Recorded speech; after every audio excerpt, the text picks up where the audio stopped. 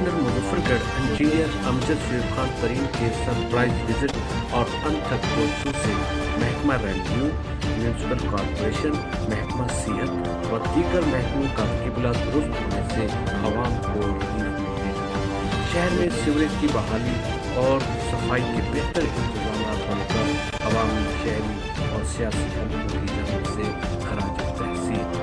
Harvard service board Muzaffar گڑھ کے ایک اجلاس سے خطاب کرتے ہوئے ڈپٹی کمشنر انجینئر امجد شریف خان ترین نے کہا، ہماری پوری قوم نہ صرف پاک آرمی کا احترام کرتی ہے بلکہ پاک افواج سے والہانہ محبت کرتی ہے۔ پاک فوج کے غازیوں اور شہیدوں کی لازوال قربانی سے ہم آزاد میں سانس لیتے ہیں۔